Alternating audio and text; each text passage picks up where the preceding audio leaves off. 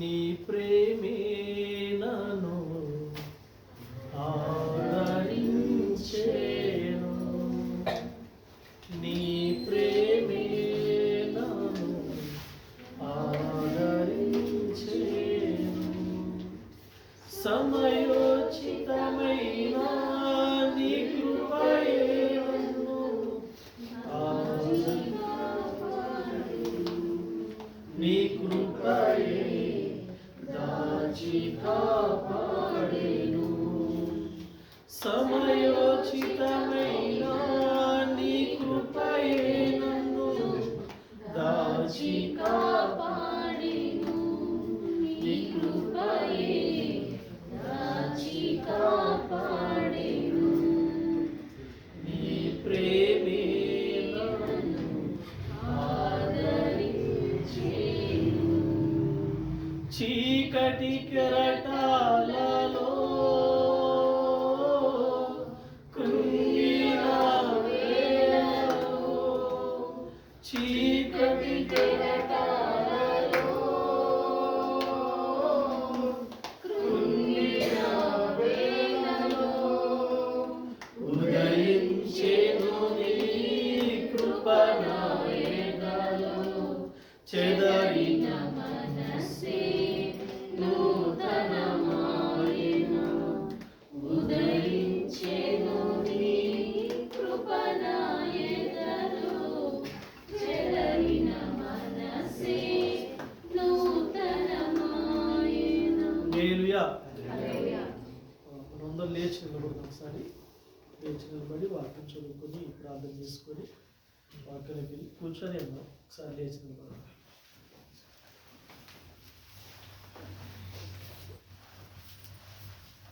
మరి ఒకసారి ఈ 11 నెలలు ఆయన చాటు భద్రపరిచి ఇటు రీతిగా మరి ఒకసారి మనకిచ్చిన గొప్ప అవకాశాన్ని బట్టి దేవునికి స్తోత్రాలు చెల్లిద్దాం.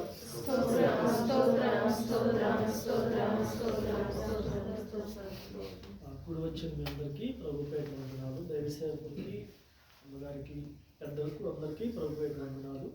చిన్న వాక్యం చదువుకుందాం. అపోస్తలుడైన పౌలు తిమోతికి రాసిన మొదటి పత్రిక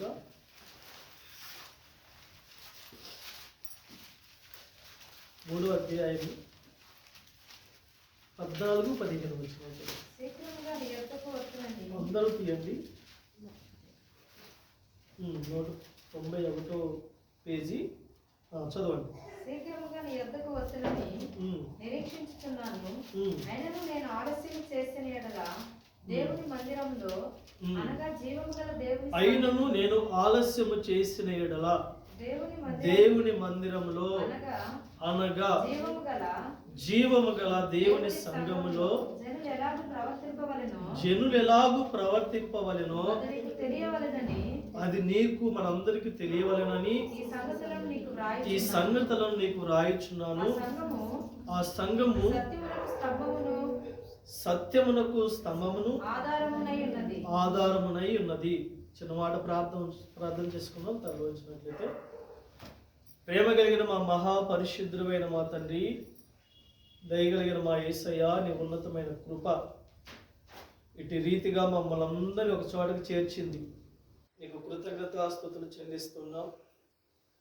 ఇంతవరకు పాడటానికి, నీ నామాన్ని స్తుతించడానికి, నీ నామాన్ని ఆరాధించడానికి, అంతేకాదు నీవు మాట్లాడిన నీ ప్రేమను బట్టి, నీ ప్రేమ ఎంత విలువైనదో, ఎంత త్యాగానికి పూనుకుందో నీ యొక్క సేవకుని నిలబెట్టుకొని అయ్యా మా అందరితో మీరు మాట్లాడారు.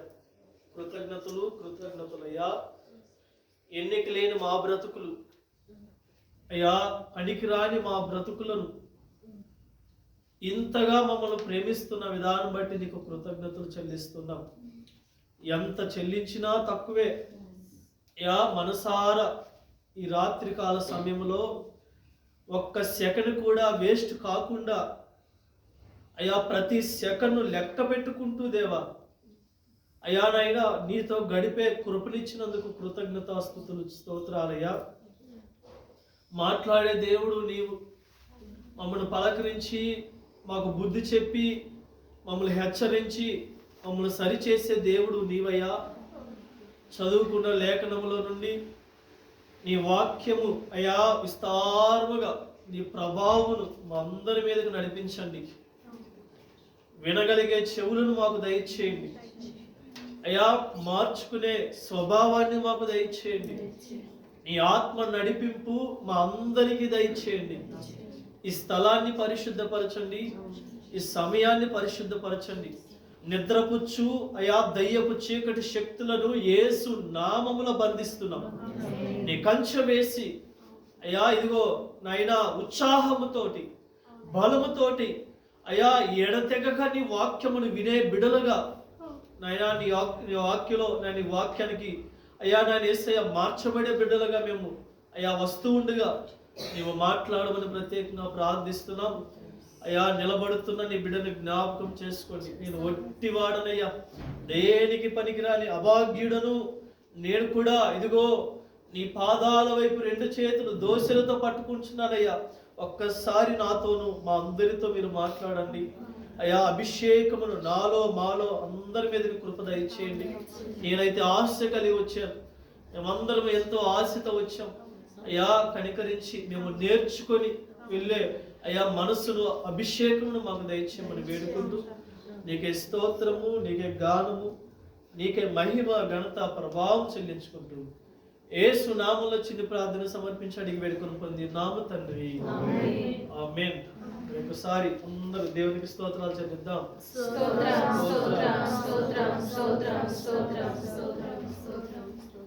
అట్లానే ఉండండి. ఆ పల్లవి మళ్ళీ పాడుకుందాం. నీ ప్రేమే నన్ను పాడాలి, మీరు పాడాలి.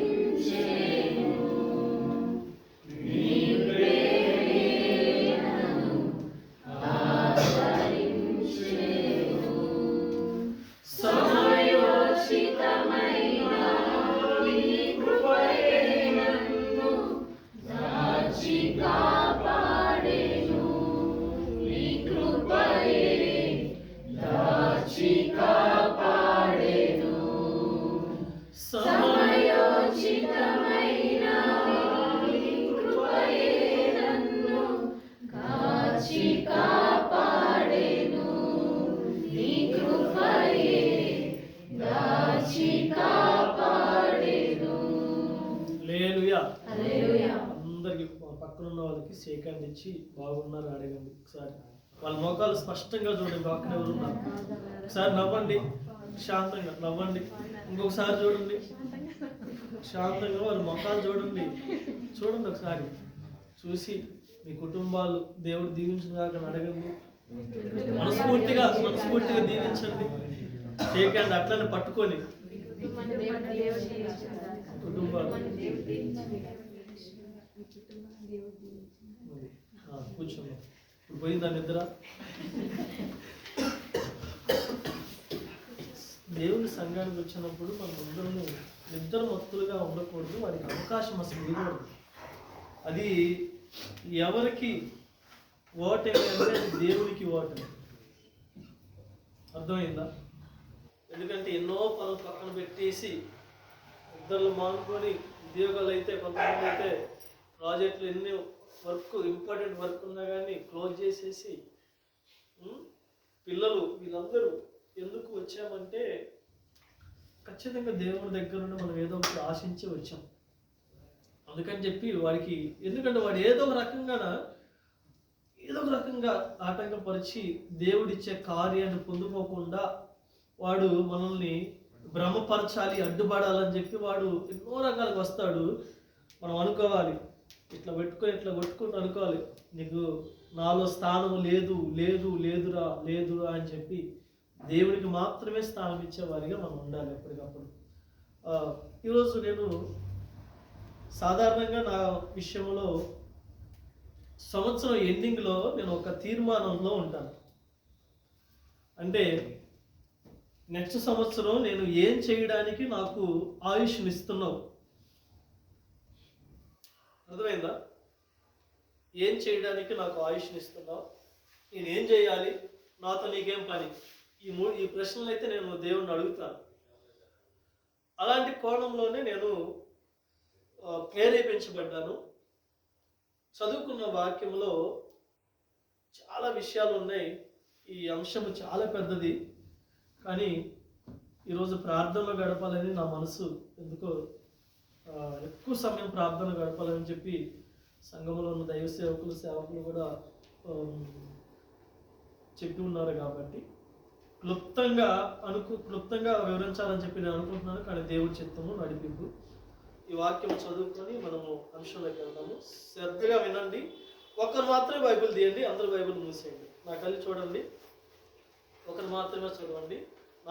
నా వైపే చూడండి, చదవండి, ఒక్కరు చదవండి. శీఘ్రముగా నీ యొద్దకు వద్దునని నిరీక్షించుచున్నాను, అయినను నేను ఆలస్యం చేసిన యెడల దేవుని మందిరంలో దేవుని మందిరంలో అనగా జీవము గల దేవుని సంఘములో జనులు ఎలాగ అక్కడ పుట్టినట్లో జనులు అన్న దాంట్లో నీవు ఎలాగ ఉన్నావో ఎలాగూ ప్రవర్తింపవలెనో అది నీకు తెలియవలెనని ఈ సంగతిలో నీకు రాయిచున్నాను. ఆ సంఘము సత్యమునకు స్తంభమును ఆధారమునై ఉన్నది. ఇక్కడ దైవజనుడైన పౌలు గారు యవనస్తుడైన తిమోతికి పత్రిక రాస్తూ, తిమోతి, నువ్వు యవన కాలంలో ఉన్నావు, దేవుని మందిరంలో జనులు ఎలాగూ ఉండాలో, నీవు ఎలా ఉండాలో అని చెప్పి పత్రిక రాస్తున్నాడు. అంటే మందిరాన్ని గురించి, సంఘము గురించి ప్రత్యేకంగా ఇక్కడ పత్రిక రాస్తూ, మందిరము అంటే రాతితో కట్టిన కట్టడం కాదు, మందిరము అంటే మనుషుల చేతులతోటి నిర్మించిన కట్టడం కాదు, మందిరము అంటే జీవము కలిగిన దేవుని సంఘము అని దేవుని వాక్యం సెలవిస్తుంది. ఎందుకంటే మందిరానికి మరొక పేరు జీవము కలిగిన దేవుని సంఘము. సంఘాలు చాలా ఉన్నాయండి. హైదరాబాద్ పట్టణాల్లో, మన తెలుగు రాష్ట్రాల్లో చూసుకుంటే చాలా మందిరాలు, సంఘాలు ఉన్నాయి. కానీ ఇక్కడ పౌలు గారు ఏం చెప్తున్నాడంటే, ఒట్టి మందిరం కాదు, జీవము కలిగిన మందిరము వలె ఉండాలి. సంఘాలైతే ఉన్నాయి, కానీ జీవం ఉందా లేదా, మీరు వెళ్తున్న సంఘములో, మీరు నడిపించబడుతున్న సంఘములో జీవం ఉందా లేదా అన్నది గ్రహించుకుంటూ ఉండాలి. ఎందుకంటే ఒకవేళ జీవము లేదు అనుకో, చచ్చిన స్థితిలో ఉంది అనుకో, అది కదలదు, మాట్లాడదు, ఏమండి, ప్రేమించదు, నేర్పించదు, దానివల్ల మనకు ఉపయోగం లేదు. కానీ జీవము కలిగిన సంఘం అయితే మాట్లాడిద్ది, బుద్ధి చెప్పిద్ది, నేర్పించిద్ది, ఏమండి, గద్దించిద్ది. ఆ సంఘములో ఉన్న బిడ్డలు ఎలా తయారవుతారంటే దేవుని వాక్యానికి లోబడతారు, మార్చుకుంటారు, దేవుని స్వభావానికి అనుకూలంగా నడుస్తారు. ఇలాంటి జీవము కలిగిన దేవుని సంఘము వలె మనం ఉండాలని చెప్పి పౌలు గారు తిమోతికి పత్రిక రాస్తున్నారు. ఎందుకంటే చాలా మందికండి సంఘములో ఎలా ఉండాలో తెలియట్లేదు. సంఘానికి వస్తున్నప్పుడు ఎలా రావాలో తెలియట్లేదు. మందిరానికి ఎంతో మంది జనాలు వస్తున్నారు, కానీ ఎలా వస్తున్నారంటే ఏదో పోవాలి కదా అన్నట్టుగా. 10 గంటలకు ప్రార్థన అయితే ఆరాధన క్రమానికి వచ్చే వాళ్ళు ఆర్చుకొని తీర్చుకొని వెళ్దాంలే సినిమా థియేటర్కి వెళ్తున్నట్టుగా వచ్చేస్తూ ఉంటారు. ఒక ఆసక్తి, మనము ఒక జీవము కలిగిన దేవుని మందిరానికి వెళుతున్నాం, అక్కడ జీవం ఉన్నది, దేవుడు మన కోసం ఎదురు చూస్తున్నాడన్న ఆలోచన కూడా లేకుండా ఏమండి మందిరానికి ఎలా వెళ్ళాలి,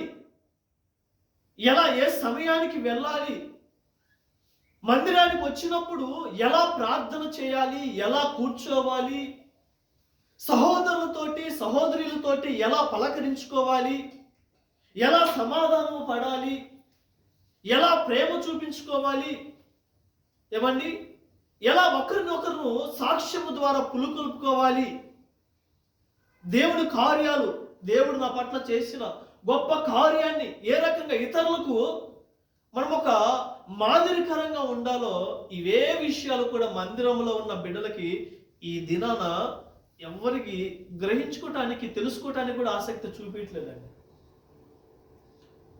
నా ప్రియమైన సంగమా, చాలా మందికి తెలియదు.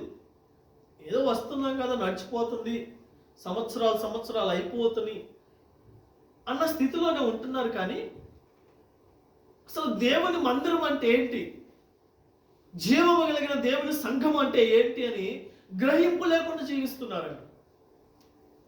నా ప్రియమైన సంఘమా, పౌలు గారు చెబుతున్నారు, నీవు అలా ఉండొద్దు, నీవు జీవము కలిగిన దేవుని సంఘము వలె నువ్వు కట్టబడాలని చెప్పి దైవ సేవకులకి చెప్తున్నాడండి. ఎందుకంటే నా ప్రియమైన సంఘమా,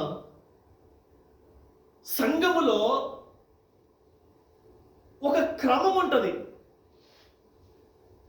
సంఘములో ఒక మర్యాదపూర్వకమైన ఆచారాలు ఉంటాయి. దేవుని యొక్క ఆజ్ఞలు, దేవుని యొక్క కట్టడలు, దేవుని యొక్క నడిపింపు, ఇవన్నీ కూడా పరిశుద్ధ వాక్యములో ముద్రించబడి ఉంది పరిశుద్ధాత్ముని ద్వారా. ఈ వాక్యము ద్వారా నాకు సంఘము నడిపించబడాలి. అంతేకాని ఎట్టబడితట్ట ఏదో నడిపేస్తున్నాం కదా, సమయం ఉంది కదా అని చెప్పి దొల్లిద్దామని చెప్పి సంఘాన్ని అలా విశ్వాసులు ఉండకూడదు, దైవ సేవకులు ఉండకూడదు. ఇది ఎవరికి అవమానం అంటే దేవునికి మాత్రమే అవమానం. అక్కడ ఆ సంఘములో జీవం ఉండదు. జీవము కలిగిన సంఘము వలె ఉండాలి అంటే దేవుని కట్టడలు, దేవుని యొక్క ఆచారాలు, దేవుని యొక్క ఉద్దేశాలతోటి సంఘము నడిపించబడాలి. నా ప్రియమైన సంఘమా, ఎందుకంటే పాత నిబంధన కాలంలో నేను జస్ట్ ఇంట్రొడక్షన్ తీసుకొని నేను అంశంలోకి వెళ్తాను. సమయం ఉంది కాబట్టి, ఆల్రెడీ ప్రార్థన కాబట్టి, మీరు ఎక్కడికి వెళ్ళే పని లేదు కాబట్టి, సాధారణంగా పాత నిబంధన కాలంలో చిన్నగా చెప్తాను. ప్రత్యక్ష గుడారంలో పరిచర్య జరిగేది, అవునా కదా? పాత నిబంధన కాలంలో ప్రత్యక్ష గుడారంలో పరిచర్య జరిగేది. అయితే ఆ ప్రత్యక్ష గుడారం, ఆ సంఘములో 4 గుంపుల వ్యక్తులు ఉండేవాళ్ళండి. 4 గుంపుల వ్యక్తులు ఉండేవాళ్ళు. మొదటి గుంపు ఎవరు అంటే ప్రధాన యాజకుడు. రెండవ గుంపు ఎవరంటే యాజకులు. మూడో గుంపు ఎవరంటే లేవీలు. 4వ గుంపు ఎవరంటే ఇశ్రాయేలీలు సమాజము, ఇశ్రాయేల్ యొక్క బిడ్డలందరూ. ఈ 4 గుంపులు ఉండేవాళ్ళు. అట్లాగే క్రొత్త నిబంధనలో కూడా సంఘములో 4 గుంపుల వ్యక్తులు ఉంటారు. పాత నిబంధన కాలంలో 4 గుంపులు ఎవరంటే ప్రధాన యాజకుడు ఎవరు? అహరోను. యాజకులు అహరోను నలుగురు కుమారులు. అయితే ఈ అహరోను ఏం చేస్తాడంటే సంవత్సరానికి ఒక్కసారి, ఇవన్నీ మీకు తెలిసింది, నేను జస్ట్ ఇంట్రొడక్షన్ ఇస్తున్నాను. అహరోను ఏం చేస్తాడంటే సంవత్సరానికి ఒక్కసారి అతి పరిశుద్ధ స్థలంలోకి వెళ్ళి పరిచర్య చేసి వచ్చేవాడు. ఈ యాజకుల యొక్క పని ఏంటంటే ఆ పరిశుద్ధ స్థలంలో ఉన్న కార్యాలు జరిగించడానికి, దీపవృక్షం దగ్గర కానీ, ఆ సన్నిధి రొట్టెల బల్ల దగ్గర కానీ, ఇవన్నీ వాళ్ళు క్రమంగా అమర్చడానికి వాళ్ళ పరిచర్య ధర్మాన్ని నిర్వర్తించేవాళ్ళు. ప్రధాన యాజకుడి యొక్క పరిచర్య వేరు, యాజకుల యొక్క పరిచర్య వేరు, అలాగే లేవీల యొక్క పరిచర్య వేరు. అదొక సంఘం, అదంతా ఒక సంఘములో 4 గుంపులు ఉండేవాళ్ళు. లేవీలు వాళ్ళ యొక్క ఎవరైతే పరిచర్యకి ఏర్పాటు చేయబడ్డారో, మొదటి బిడ్డలు, వాళ్ళందరూ ఎవరైతే సమర్పించుకుంటారో, ఎవరైతే దేవుని యొక్క పరిచర్య నిమిత్తం వాడబడాలని ఆసక్తి కలిగి ముందుకు వస్తారో, వారి ద్వారా ఏం చేస్తారంటే ఆ ఉపకరణాలు మొయ్యడం కానీ, లేకపోతే ఆ ప్రత్యక్ష గుడారాన్ని నిర్మించడము, ఇవన్నీ కూడా లేవీలు చేసేవాళ్ళు. అలాగే ఇశ్రాయేలు బిడ్డల యొక్క వాళ్ళ యొక్క పని ఏంటంటే 6 దినాలు కష్టపడేవాళ్ళు. 7వ దినము వాళ్ళు, వాళ్ళ పిల్లలు, వాళ్ళ కుటుంబము, ఇశ్రాయేలు బిడ్డలు కుటుంబాలుగా దేవుని మందిరానికి వచ్చి దేవుని ఆరాధిస్తూ స్తుతిస్తూ దేవుని సన్నిధించడం, ఇది వాళ్ళ యొక్క ధర్మం. నా ప్రియమైన సంగమా, ఎవరి పరిచర్య వాళ్ళది, ఎవరికి అప్పచెప్పిన బాధ్యత వాళ్ళది. ఎవరికైతే అప్పచెప్పిన బాధ్యతలో వాళ్ళు నమ్మకస్తులుగా ముందుకు వెళ్ళాలి. ఇది ధర్మం, దేవుడు పెట్టిన ధర్మం. ప్రధాన యాజకుడు పరిచర్య వేరు, ఆయన ఖచ్చితంగా దానికి కట్టుబడి ఉండాలి. అలాగే యాజకుల పరిచర్య వేరు,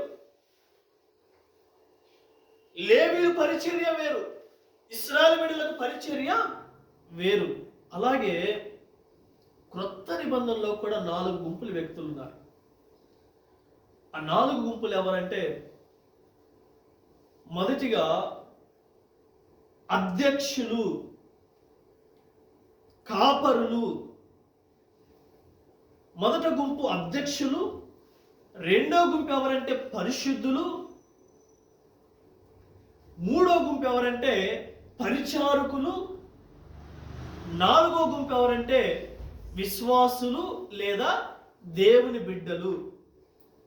నా ప్రియమైన సంగమా, ఆ 4 గుంపులు ఎవరో, ఈ 4 గుంపులు ఎవరో క్లుప్తంగా వివరించి నేను ముందుకు వెళ్తాను. ఈ 4 గుంపుల గురించి మీకు కొంచెం ఒక ఇంట్రడక్షన్ అయిపోయింది కాబట్టి ఈ 4 గుంపుల గురించి చెప్తాను. అయితే క్రొత్త నిబంధనలో అధ్యక్షులు అంటే దైవ సేవకులు, అధ్యక్షులు.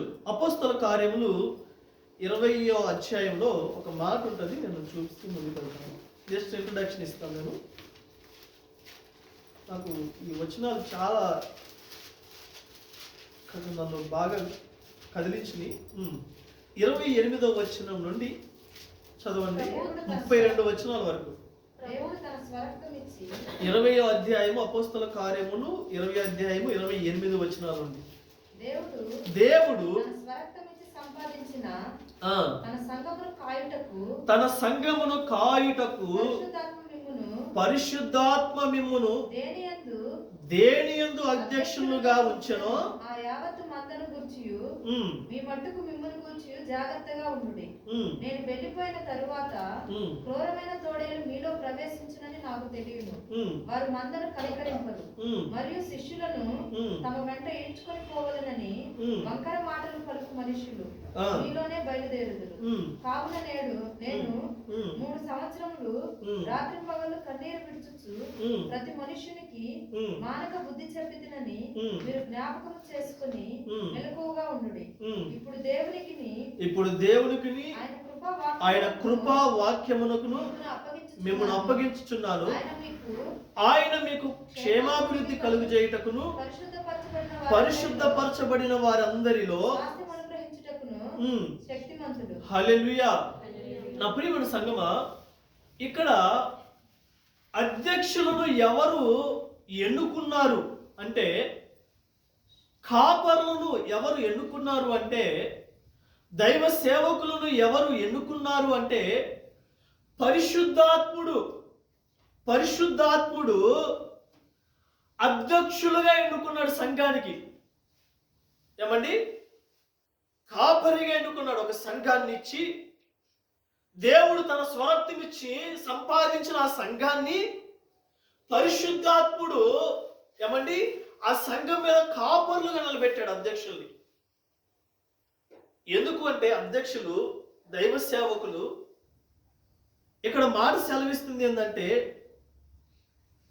ఈ యొక్క సంఘాన్ని నడిపించే క్రమంలో, ఈ సంఘాన్ని ఏమండి పరలోకపు గవిని దగ్గరికి తీసుకెళ్లే క్రమంలో, ఈ సంఘం యొక్క కార్యక్రమాలు చేస్తూ కూడా ఏం చేయాలంటే అధ్యక్షులు తన్నును తాను కాపాడుకునే స్థితిలో ఉండాలండి. నా ప్రియమైన సంగమా, సంఘానికి అధ్యక్షులు ఎలా ఉండాలి అంటే ఏదో ఆచారంగా ఉండకుండా సంఘానికి ఏమంటే దైవ సేవకులుగా ఉన్న మేమందరం లేకపోతే అందరూ ఎలా ఉండాలంటే ఒంటి నిండా కళ్ళు పెట్టుకొని సంఘాన్ని కాస్తూ ఉండాలి. నా ప్రియమైన సంగమా, మనం చదువుకున్న వాక్యంలో దేవుడు తన స్వరక్తం ఇచ్చి సంపాదించిన తన సంఘమును కాయుటకు పరిశుద్ధాత్ముడు మిమ్మను దేనియందు అధ్యక్షులుగా ఉంచెనో ఆ యావత్తు మందను గూర్చి మీ మట్టుకు మిమ్మను గూర్చి జాగ్రత్తగా ఉండండి. మాటలో జాగ్రత్తగా మేము ఉండాలి, చూపుల్లో జాగ్రత్తగా మేము ఉండాలి. ఏమండి, మందను కాచే పరిస్థితుల్లో మందని ఏమండి ఆ కాచే పరిస్థితుల్లో ఎన్నో అనుభవాలతో మేము ఉండాలి. ఎందుకంటే దేవుడు వాక్యం సెలవిస్తుంది. పౌలు గారు అంటాడు, నేను వెళ్ళిపోయిన తర్వాత క్రూరమైన తోడేళ్ళు మీలో ప్రవేశించునని నాకు తెలియను, వారు మందను కనికరించరు. నా ప్రియమైన సంగమా, దైవ సేవకులకి ఎందుకు భయం అంటే, ఎందుకు పదే పదే విశ్వాసులకు చెప్తారంటే, మందని ఈడ్చుకు వెళ్ళే దురాత్మలు ఏలుబడి చేస్తాయండి. అప్పుడు దాకా కట్టుకున్న బిడ్డలను ఏమండి దైవ సేవకుడు ఏడ్చి ఏడ్చి దేవుని యొక్క పాదాలు పట్టుకొని త్రాగులకు, వ్యసనాలకు, వ్యభిచారానికి లోనైన బిడ్డలను ఏమండి అవమానాలతోటి, నిందలతోటి, దెబ్బలతోటి, చావు బతుకులతోటి ఉండి దేవుడు కృపచేత సంఘమును ఏమండి సంఘములో చేర్చబడిన ఆ యొక్క విశ్వాసులను సాతానుగాడు దేవునికి కాకుండా ఏడ్చగలడానికి బయట నుండి రారండి, సంఘములోనే మీలోనే బయలుదేరతారని దేవుని వాక్యం సెలవిస్తుంది. భ్రమపరిచే ఆత్మలు తిరుగుతుంది అంట. నా ప్రియమైన సంగమా, దైవ సేవకులు ఎంత క్షుణ్ణంగా ఆలోచించాలి తెలుసా ప్రతి ఒక్క విశ్వాసి గురించి. మందిరానికి వస్తున్నాం ఈ రోజుల్లో ఏమండి విశ్వాసులకి ఇవేవి కూడా పట్టించుకోకుండా, విశ్వాసులు ఏవి కూడా నేర్చుకోకుండా ఏమండి మందిరంలో ఎలా ఉండాలి, దైవ సేవకులతో ఎలా ఉండాలి, సేవకురాలతో ఎలా ఉండాలి, విశ్వాసులతో ఎలా ఉండాలి కూడా ఏమండి ఇవేవి కూడా పట్టడం లేదు ఈ రోజులు. దైవ సేవకులు ఎంతగా ఆయన ఆలోచిస్తూ ఉంటారు. మీలోనే బయలుదేరుతారు మందని, వాళ్ళు కనికరించరు, మందని ఈడ్చుకెళ్ళిపోతారు, మందలో ఏమండి గలిబిలు సృష్టిస్తూ ఉంటారు. ఆ సంఘాన్ని నాశనం చేయడానికి సాతానుగాడు అనేక మందిని ఎన్నుకొని ఒకరికొకరు తగాదులు పెట్టి, ఒకరికొకరు ఏమండి మనస్పర్ధలు పెట్టి, లేనిపోని పుకార్లు పెట్టేసి ఆ మందను ఈడ్చుకెళ్ళడానికి మీలోనే బయలుదేరుతారని చెప్పి దేవుని వాక్యం సెలవిస్తుంది. కాబట్టి చాలా జాగ్రత్తగా ఉండాలి. నా ప్రియమైన సంగమా, కాపరి తన యొక్క జీవితాన్ని కాపాడుకుంటూ ఉండాలండి. చాలా ఆలోచన కలిగి వెళ్ళాలి. ఎందుకంటే కాపరి ఏమండి ఏదో మందకి, సంఘానికి ప్రభుత్వంగా ఉండకుండా కాపరి మందకి ఏమండి సూచనగా ఉండాలి. ఆ మందను చూసి, కాపరిని చూసి సంఘము నేర్చుకునే స్థితిగా మేము తయారవ్వాలి. నా ప్రియమైన సంఘమా, ఎందుకు ఈ వాక్యం సెలవిస్తుందంటే, మనుష్యులను తమ వెంట ఈడ్చుకొని పోవాలని వంకర మాటలు మాట్లాడే వాళ్ళు ఉంటారు. ఆ మాటలు నమ్మకూడదండి.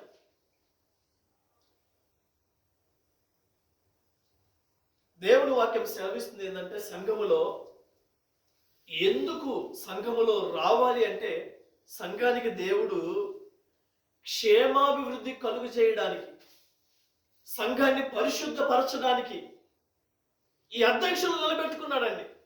ఆయన ద్వారా సంఘానికి మేత వేస్తూ ఉంటాడు. సంఘము నేర్చుకోవాలి. సంఘం అప్పుడు దాకా ఏమండి జీవము లేదేమో, విశ్వాసంలో జీవము లేదేమో, పరిశుద్ధాత్ముడు నియమం పెట్టుకున్న దైవ సేవకుల ద్వారా వేయబడుతున్న మేత మేసే రకంగా ఉండాలండి. సంఘానికి కాపరును చూడటానికి రాకూడదు, విశ్వాసం చూడటానికి రాకూడదు. ఏమండి, ఎవరు మంచి చీర కట్టుకున్నారో, ఏమండి ఎవరు మంచి షర్ట్ వేసుకున్నాడో, ఆయనట్ట ఎవరెవరు చూసుకున్నారో, ఎవరెవరు ఉన్నారో, ఇవేమీ చూడటానికి కాదు. సంఘానికి ఏమండి దేవుని చూసే రకంగా మనం రావాలి, దేవుని పలకరించడానికి మనం రావాలి, దేవుని యొక్క ఉద్దేశాలను నేర్చుకోవడానికి మనం రావాలి. నా ప్రియమైన సంఘమా, సంఘమును నిలబెట్టి జీవము లేని సంఘానికి జీవాన్ని పొయ్యడానికి ఆయన ఉన్నాడండి. జస్ట్ ఇంట్రడక్షన్, నేను వాక్యంలోకి వెళ్తాను. ఆనాటి ఏమండి మొదటి శతాబ్దంలో ఉన్న ఆ యొక్క సంఘములో ఎలా ప్రవర్తించేవాళ్ళో తెలుసా? ఇప్పుడు అధ్యక్షుల గురించి మనం తెలుసుకున్నాం కదా. అధ్యక్షులు తనను కాపాడుకుంటూ సంఘాన్ని నడిపించే మాదిరిగా ఉండాలి. ఉళ్ళంతా కళ్ళు చేసుకొని ఏమండి ఉళ్ళంతా కళ్ళు చేసుకొని సంఘాన్ని కాపాడే రకంగా అధ్యక్షులు ఉండాలి. రెండో వ్యక్తులు ఎవరు? ఏమండి పరిశుద్ధులు.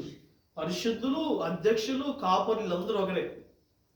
మూడో గుంపు ఎవరంటే పరిచారకులు. నా ప్రియమైన సంఘమా, పరిచారకులు యొక్క అధ్యక్షులు, ఒక చిన్న మాట చెప్పి నేను ముగిస్తాను అధ్యక్షుల గురించి. అధ్యక్షులు ఏం నేర్పిస్తారంటే రెండు విషయాలను నేర్పిస్తారండి. ఏంటంటే ఫార్మేటివ్ కరెక్షన్, రెండోది కరెక్టివ్ ఒక డిసిప్లిన్ ఉంటుంది. ఏంటంటే నేర్పించవలసిన క్రమశిక్షణ, రెండోది సవరించవలసిన క్రమశిక్షణ. ఈ అధ్యక్షుల ద్వారా ఏం నేర్పించబడుతుందంటే సంఘములో ఎలా ఉండాలి, విశ్వాసులతో ఎలా మాట్లాడాలి, ఏమండి దేవునికి ఎలా ప్రార్థన చేయాలి, దేవుని యొక్క ఆచారం, దేని యొక్క ఉద్దేశాలను ఎలా పొందుకోవాలని చెప్పి ఇది ఆగిపోకుండా జరుగుతూ ఉంటుంది నేర్పించేది. అంతేకాదు అధ్యక్షులు ఇంకొకటి చేయాలి. ఏం చేయాలంటే క్రమశిక్షణ, సవరించవలసిన ఏమండి దిద్దుబాటు చేయవలసిన ఉద్దేశాలను కూడా ఏమండి దిద్దుబాటు చేస్తూ ఉండాలి. ఎందుకంటే చాలా సంవత్సరాల నుండి ఏమండి మందిరానికి వస్తూ ఉంటాం, కానీ వాడు అక్కడే ఆగిపోకూడదు. వాడు అక్కడే ఏమండి అక్కడే ఆగిపోకుండా వాడిని ముందుకు తీసుకెళ్లే రకంగా మనం సవరించుకుంటూ దిద్దుబాటు చేసుకుంటూ తట్టి ఏడ్చి లేకపోతే కన్నీళ్లు గార్చి బుద్ధి చెప్పి ఏమండి గద్దించి దేవుని పాదాలు పట్టుకొని నా కుమారుడని చెయ్యి వేసి నా కుమార్తెని ఏమండి దగ్గరికి తీసుకొని అధ్యక్షులు తల్లిదండ్రులు అయ్యి నడిపిస్తారండి. అలాంటి సంఘంలో మనం ఉన్నాం. నా ప్రియమైన సంఘమా, పరిచారకుల గురించి నేను చెప్తాను. మూడో విషయం, ఈ పరిచారకులు ఎందుకు, నేను జస్ట్ ఇంట్రడక్షన్ 4 గుంపుల గురించి చెప్తాను కదా. పెద్దలు, పరిచారకులు మొదటి సంఘములో ఎందుకు ఎన్నుకున్నారంటే అపోస్తల కార్యములు 6వ అధ్యాయము తీయండి. 6వ అధ్యాయము మొదటి నుంచి చదవండి. శిష్యుల సంఖ్య విస్తరించుచున్నప్పుడు అనుదిన పరిచర్యలో తమలోని విధవరాండ్రుని చిన్న చూపు చూచిరని హెబ్రీల మీద గ్రీకు భాష మాట్లాడి యూదులు సనగసాగిరి. అప్పుడు 12 అపోస్తలులు తమ యొద్దకు శిష్యుల సమూహమును పిలిచి, మేము దేవుని వాక్యము బోధించుట మాని ఆహారం పంచిపెట్టుట యుక్తము కాదు.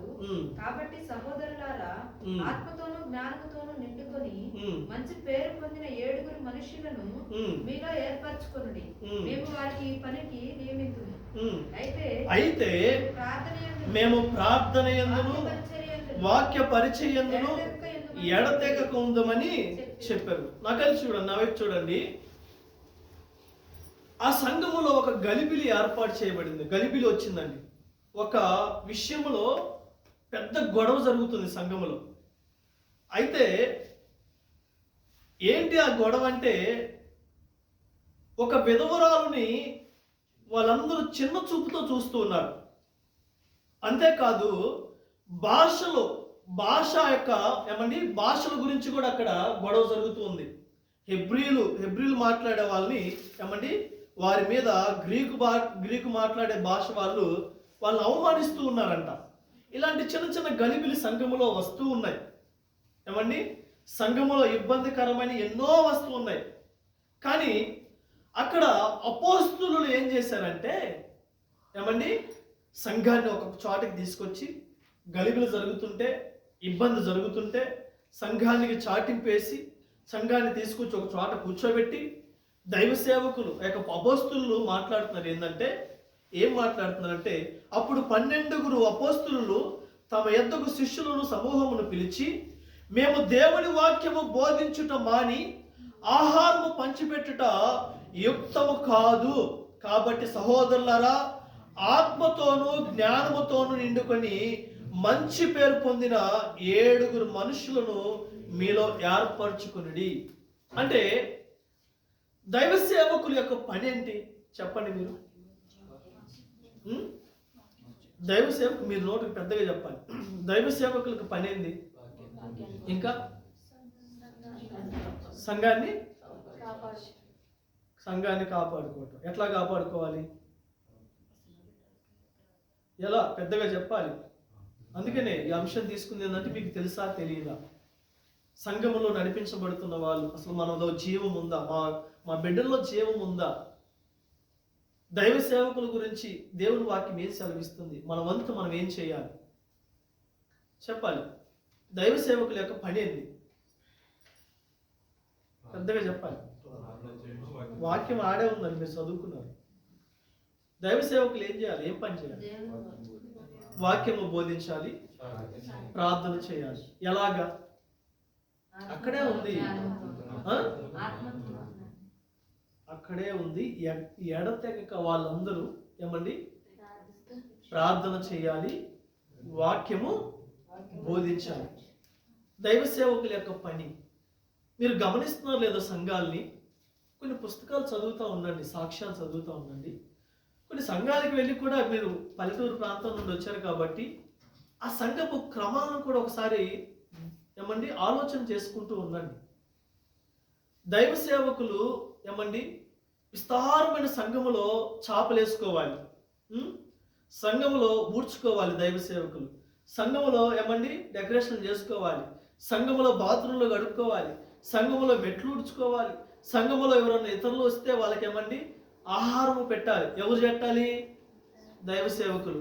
ఇవన్నీ పనులు ఉన్నప్పుడు దైవ సేవకులు వాక్యం ఎలా ఎప్పుడు దేవుని దగ్గర నుండి పొందుకుంటారు? ఇవన్నీ ఉన్నప్పుడు సంఘము గురించి ఎప్పుడు ప్రార్థన చేయగలరు? నిజమే కదండి, నిజమే కదా. ఇంత పని విస్తారంగా ఉన్నప్పుడు, ఇప్పుడు మీకు ఒక ప్రాజెక్ట్ ఉందండి, విస్తారమైన నాకు రేపు సాయంత్రం కల్లా కంప్లీట్ చేసి ఇవ్వాలని చెప్పి ఇచ్చారు, ఇవ్వాలి. కానీ నీకు ఇంటికాడ వర్క్ ఉంది, ఖచ్చితంగా ఒక ఫంక్షన్కి వెళ్ళాలి, ఒక పెళ్ళికి వెళ్ళాలి, ఖచ్చితంగా అది ఇంపార్టెంట్, ఇంట్లోదే విస్తారమైన పని ఉంది. ఖచ్చితంగా ఏదో ఒకటి మాత్రమే నువ్వు చేయగలవు, అవునా కాదా? ఏదో ఒకటి మాత్రమే చేయగలవు, రెండోది చేయలేవు. దైవ సేవకులకు విస్తారమైన పని సంఘంలో పెట్టినప్పుడు దైవ సేవకులు వాక్యాన్ని ఎలా పరిశుద్ధాత్మతోటి నింపబడగలరు?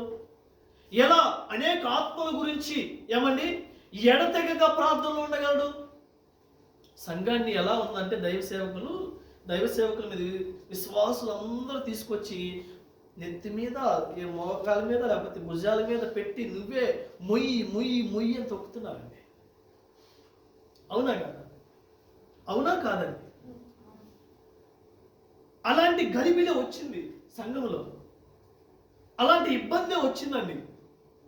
ఎందుకంటే విస్తారమైన జనాలు వస్తున్నారు, వాళ్ళందరికీ రొట్టెలు పంచిపెట్టాలి, ఏమండి ద్రాక్ష రసము పంచిపెట్టాలి, వాళ్ళందరితోటి మాట్లాడి వాళ్ళందరితోటి మాట్లాడి అనేక రకాలుగా ఏదైతే ఇబ్బందులు ఉన్నాయో, గలిబిలు ఉందో, ఇవన్నీ కూడా ఏమండి పరిచర్య చేయాలి. ఎవరు చేయాలి? సేవకులు చేయాలి. సేవకులు ఎట్లాంటి పరిచర్య చేస్తే వాక్యపు ధ్యానాంశం ఎప్పుడు ధ్యానిస్తాడు? ప్రశ్న కాదు. నువ్వు ప్రార్థన రిక్వెస్ట్ ఇస్తావు, నా గురించి గట్టిగా చేయాలి, నా గురించి గట్టిగా చెయ్యి, అసలు ఇంట్లో మామూలుగా లేదు, చాలా దారుణంగా ఉంది అని ఆ చెల్లి ప్రార్థన రిక్వెస్ట్ ఇచ్చి వెళ్ళిపోయింది. తర్వాత ఇద్దరు వస్తారు, అన్న ఉద్యోగం లేదన్నా, మా ఇంట్లో గొడవలన్నా, కుటుంబంలో గొడవలన్నా అని ఇద్దరు వచ్చి చెప్పేసి వెళ్ళిపోతారు. ఇంకా తర్వాత 3 వస్తారు, తర్వాత 5 వస్తారు. ఏమండి, వస్తానే ఉంటారు, రాసుకుంటా ఉంటాడు. అందుకే నెక్స్ట్ తర్వాత దైవ సేవకుల తర్వాత పని ఏంది? చేపలు వేసుకోవాలి. తర్వాత ఏం చేయాలి? ఏమండి, పలకరిస్తూ ఉండాలి, లేకపోతే బయట పరిచర్య మెట్లు ఉడుచుకుంటూ ఉండాలి, ఇవన్నీ చేసుకుంటూ ఉండాలి. ప్రార్థన ఎప్పుడు చేయగలరు? మీరు ఇచ్చే ప్రార్థన రిక్వెస్ట్లతోటి ఎలా చేయగలరండి? ఇలాంటి గలిబిలి సంఘంలో వచ్చింది. అప్పుడు అందరూ ఏం చేశారంటే, అపోస్తులు అందరూ సంఘాన్ని కూడుకొని సంఘాన్ని అందరూ తీసుకొచ్చి ఒక మీటింగ్ ఏర్పాటు చేశారు. మీటింగ్ని ఏర్పాటు చేసి ఏమంటే, అయ్యా మీరు ఎప్పటి నుండో సంఘానికి వస్తున్నారు, 20 సంవత్సరాల నుండి సంఘానికి వస్తున్నారు, 5 సంవత్సరాల నుండి సంఘానికి వస్తున్నారు, 10 సంవత్సరాల నుండి సంఘానికి వస్తున్నారు. సంఘపు బాధ్యతలు నువ్వేం తీసుకున్నావు? మొత్తం మా మీద తోసివేశారు. మేము వాక్యమని చెప్పాలా, ప్రార్థనని చేయాలా, లేకపోతే రొట్టెలు పంచి పెట్టాలా, టీలని ఇవ్వాలా? ఏమండి, దైవ సేవకులుగా మేము ఉన్న వాళ్ళు టీలు తీసుకొచ్చి ఇస్తే వాక్యాన్ని ఎప్పుడు పంచి పెట్టాలి? విశ్వాసులుగా ఉన్న వాళ్ళు మనం అందరం తెలుసుకోవాలి. అందుకనే చాలా మందికి సంఘములో ఎలా ఉండాలో తెలియట్లా, సంఘములో ఎలా నడుచుకోవాలో తెలియట్లా, దైవ సేవకుల పట్ల ఎలా మాట్లాడాలో తెలియట్లా, దైవ సేవకులతో ఎలా మాట్లాడాలో తెలియట్లా. నా ప్రియమైన సంఘమా, అలాంటి గలిబిలో వచ్చిందండి ఇక్కడ. అప్పుడు ఏం జరిగిందంటే, ఆత్మతోను జ్ఞానముతోను నిండుకొనిన మంచి పేరు పొందిన 7 మనుషులను మీలో ఏర్పరచుకుని నియమింతుము. అయితే మేము ప్రార్థన యందును వాక్య పరిచయందును ఎడతెగక ఉండమని చెప్పిరి. నా ప్రియమైన సంఘమా, ఆ సంఘంలో వచ్చిన గలిబిలి ఏమండి ఎలా జరిగిందంటే, పరిచారకులుగా ఉండాలి అంటే ఏమండి కొన్ని నియమాలు ఉన్నాయి. వారు ఆత్మతో నిండిన వారై ఉండాలి. అంతేకాదు జ్ఞానముతోటి ఏ రకంగా మాట్లాడాలి, ఏ రకంగా ఉండాలి, దేవుని యొక్క జ్ఞానముతో నిండిన వారై ఉండాలి. మంచి పేరు కలిగి ఉండాలి.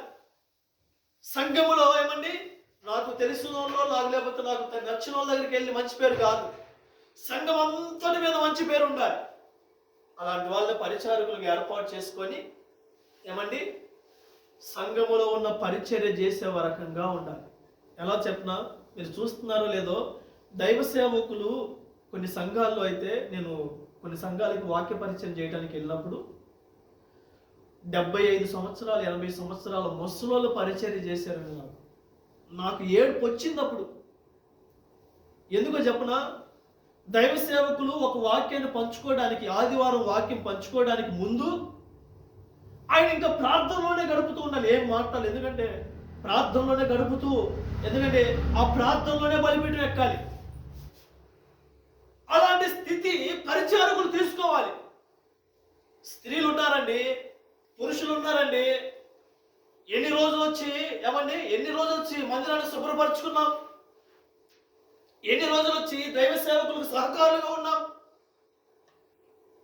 ఇన్ని సంవత్సరాల నుండి వస్తున్నాం, మనము కానుకలు వేస్తున్నాం, లేకపోతే వాక్యం వినేసి అటు నుండి అటే వెళ్ళిపోతున్నాం. అట్టి స్థితిలో మనం ఉండకూడదండి. అట్టి స్థితిలో వస్తే, ఎందుకంటే నేను ఒకరితో మాట్లాడాను, ఏం మాట్లాడానంటే, ఇలాంటి స్థితిలో ఉంటే బయటికి వెళ్ళి మనం ఎలా సర్వే అవుతామండి? దైవ సేవకులతోటి, సంఘముతోటి, లేకపోతే లేదా అక్కడ చెప్పులు ఉన్నాయండి, మనం ఎన్ని సంవత్సరాల నుండి నడిపించబడ్డ వాక్యముతోటి ఈ క్రమాలేమి మనకు తెలియదు, ఈ క్రమాలేమి మనం నేర్చుకోలేదు. ఒక సంఘానికి వెళ్ళి ఒక పరిచయం ఇస్తే ఆ చెప్పులు అక్కడ పెట్టడానికి నామూషి వచ్చిద్దా రాదా? నీ ఎడ్యుకేషన్ అడ్డు వచ్చిద్దా రాదా? సంఘములో ఇదేది పనికి రాకూడదండి. ఇదేదైతే ఉందో ఆ సంఘములో జీవము లేదు. జీవము కలిగిన సంఘం ఏంటంటే అన్నిటికీ దేవుని మాటకు లోబడి నడిచిందండి. పరిచారకులు అందుకని ఎన్నుకున్నారు. పరిచారకుల పని అది.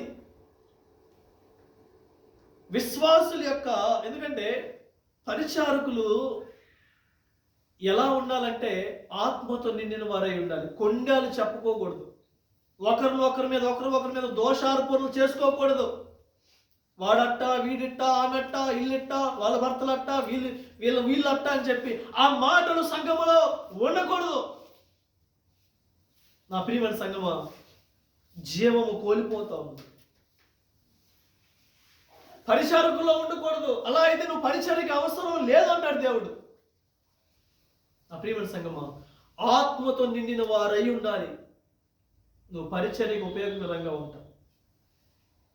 అక్కడే ఆగిపోకూడదండి. నీ ఆత్మీయ జీవితం ఎక్కడ ఉండాలి తెలుసా? ఏమండి, దేవుణ్ణి సంతోషపెట్టి దేవుని దగ్గర నుండి బహుమానము పొందుకునే రకంగా నువ్వు ఉండాలి. ఎందుకంటే విశ్వాసిగా నువ్వు బ్రతికావు. విశ్వాసిగా ప్రారంభ దినాల్లో దేవుడు నువ్వు చెప్పిన ప్రతి మాట వింటాడండి. సంతోషం, ఆనందం ఎలా ఉంటుందంటే ఒక చిన్న ప్రార్థన చేస్తే చాలు దేవుడు ఏమండి వెంటనే కార్యం చేసేస్తాడు. ఆ సంతోషాన్ని పట్టుకోలేక ఎంతమందికి చెప్పుకుంటావు నువ్వు? వాడు వినకపోయినా ఏమండి, నా దేవుడు నా జీవితంలో చేసిన కార్యం ఒక్కసారి మీరు వెనక్కి వెళ్ళి ప్రారంభంలో ఉన్న ఆ విశ్వాసంలో ఉన్న ఏమండి ఆ కార్యం ఒకసారి జ్ఞాపకం చేసుకోండి. ఆరాటం ఆగలేదు. అవునా కాదు? గ్రామంలో ఉన్న వాళ్ళు ఎవరు చిక్కినా కానీ ఆ మంట అనేది పోతానే ఉండింది. ఆ మంట మండిస్తానే ఉంటాం, ఆగిపోయేది కదా మంట. అట్టి స్థితిలో నుండి ఈ దినాన్ని ఎలా వచ్చాం? మొదటి ప్రేమను విడిచిపెట్టే రకంగా మనం ఉన్నామండి. నా ప్రియమైన సంగమా, ఏంటి అంటే పరిచారకులను, దైవ సేవకులు సంఘములో అవసరతలను బట్టి ఏర్పాటు చేసుకున్నారండి. పరిచారకులకు పని అది. సంఘములో ఉన్న పనులు చేయాలి ఖచ్చితంగా. సంఘములో ఉన్న వాటి దైవ సేవకులు వచ్చి ఈ పనులు చేయండి అని చెప్పరండి. కానీ ఆత్మతో నిండిన వారు, జ్ఞానముతో నిండిన వారు, దేవుని యొక్క ఆత్మతో ఉన్న వాళ్ళు ఖచ్చితంగా తెలుసుకుంటారు. అడుగుతారు దైవ సేవకుల దగ్గరికి వచ్చి, అన్న ఏమన్నా పని ఉంటే చెప్పన్నా, మందిరంలో కానీ లేకపోతే ఏమన్నా పని ఉంటే చెప్పన్నా అని చెప్పి ఆరాటపడతారండి. నా ప్రియమైన సంగమా, అట్టి వారికి దేవుడు అన్యాయస్తుడు కాడు. ఆసక్తి, ఎవరు నా బిడ్డలు వస్తారా, ఎవరు నా పనిలో పనిముట్లుగా ఉంటారా, ఎవరు నా కొరకు వాడబడతారని చెప్పి వారి గురించే దేవుడు ఆలకిస్తూ ఎదురు చూస్తూ ఉంటాడండి. అందరి గురించి ఆలోచిస్తాడు కానీ ప్రత్యేకమైన కోణంలో దేవుడు ఎదురు చూస్తూ ఉంటాడు. విశ్వాసులు, 4వ గుంపు ఎవరంటే విశ్వాసులు, దేవుని యొక్క బిడ్డలు. వీళ్ళ పని ఏంది? ఏమండి, వీళ్ళ పని ఏంటంటే 6 రోజులు పని చేసుకుంటారు. 7వ రోజు దేవుని మందిరానికి కుటుంబాలుగా శనివారమే సిద్ధపడి రావాలి. ఒక ఆదివారం కనపడి 2వ ఆదివారం కనపడే రకంగా ఉండకూడదు. ఏమండి, సమయానికి 10 గంటలంటే 10 గంటలకే ముందు వచ్చినా దేవునికి కృప. ఆరాధనలో వచ్చి లేకపోతే ముగింపులో వచ్చి దీనివల్ల ఉపయోగం లేదు. ఆసక్తిని చూస్తాడు. విశ్వాసులకు పని, మీ గుంపు యొక్క పనిది. నా ప్రియమైన సంగమా, నేను అంశంలోకి వెళ్తాను. ఏంటన్నా ఇంకా చాలా టైం ఉంది, పెద్ద అంశం, కానీ ముగిస్తాను. జీవము కలిగిన దేవుని సంఘములో మొదటి శతాబ్దపు వారు ఎలా ప్రవర్తించారు, ఆ ప్రవర్తనలో మనం ఎలా నేర్చుకోవాలి. ఎందుకంటే ఈ అంశం ఏంటంటే ఈ సంవత్సరపు ఎండింగ్లో మనం ఉన్నామండి. ఎక్కడైనా మనము నూతన సంవత్సరానికి వెళుతున్నప్పుడు దేవుని సంఘములో, జీవము కలిగిన దేవుని సంఘములో ఎలా ప్రవర్తించాలి, ఎలా ఉండాలి, ఎక్కడైనా మనం నేర్చుకునే రకంగా ఉండాలి. నా ప్రియమైన సంఘమా, ఆ మొదటి శతాబ్దపు వాళ్ళు ఎలా ఉన్నారో తెలుసా? నాకు ఈ అంశాన్ని ధ్యానిస్తున్నప్పుడు నాకే భయం వేస్తుంది, నేను ఎలా ఉన్నానా లేదా అని చెప్పి. అపోస్తల కార్యములు 4 విషయాలు చెప్పి నేను ముగిస్తాను. అపోస్తల కార్యములు 2వ అధ్యాయము 46వ వచనం చదవండి. మరియు ఉమ్, వారేక మనస్కులై మరియు వారేక మనస్కులై ఉమ్, ప్రతిదినము దేవాలయంలో వారేక మనస్కులై ప్రతిదినము దేవాలయంలో తప్పక కూడుకొనుచు ఇంటింట రొట్టె విరుచు దేవుని స్తుతించుచు ప్రజలందరి వలన దయపొందిన వారై ఆనందంతోను నిష్కపటమైన హృదయముతోను ఆహారం పుచ్చుకొనుచుండిరి. మరియు ప్రభు రక్షణ పొందుచున్న వారిని అనుదినము వారితో చేర్చుచుండెను. చాలండి, నా వైపు చూడండి. నా ప్రియమైన సంగమా, జీవము కలిగిన దేవుని సంఘము ఎలా ఉంటది అంటే, మొదటి శతాబ్దపు వారు ఎలా ఉన్నారు అంటే, మొదటి మాట ఏంటంటే, ఆ సంఘములో ఉన్న వాళ్ళంతా ఏక మనస్కులై ఉన్నారు. ఏక మనస్కులై ఉన్నారు. సంఘమంతా ఒక మాటే. సంఘమంతా ప్రార్థన చేస్తుంటే జైల్లో ఉన్న పేతురు విడవబడ్డట్టు సంఘమంతా ఏమంటే ఒకే మాటతోటి. ఎందుకంటే నేను జీవము కలిగిన దేవుని సంఘము. ఎప్పుడైతే మనము రక్షించబడ్డామో, యేసుక్రీస్తు వారి యొక్క రక్తముతో కడగబడి ఏమండి ఆయన రెక్కల చాటున మనం వచ్చామో, నీ గర్వము అణిచిపోవాలి. నీ మాట ఉండకూడదు. ఏమండి నీ ప్రవర్తన ఉండకూడదు. సంఘమంతా దేవుని మనస్సుతో నిండిపోయి దేవుని వాక్యముతోటి ఏమండి ఏక మనస్కులై ఆలోచించాలి. ఏకంగా ఉన్నారనుకో, అందుకే ఇందాక ఒక మాట చదువుకున్నాను, అన్నగారు చెప్పారు కదా, ఎక్కడ ఇద్దరు ముగ్గురు కూడి ఉంటారో వారి మధ్యన నేను ఉంటానన్నారు. వాళ్ళందరూ ఏకంగా ప్రార్థన చేస్తున్నారండి. నా ప్రియమైన సంగమా, స్పిరిచువల్ బాండింగ్ మనలో ఉండాలండి. స్పిరిచువల్ బాండింగ్ లేదా, ఎందుకంటే మొన్న నేను బ్రదర్ సుజిత్ పెళ్ళికి వెళ్ళాను.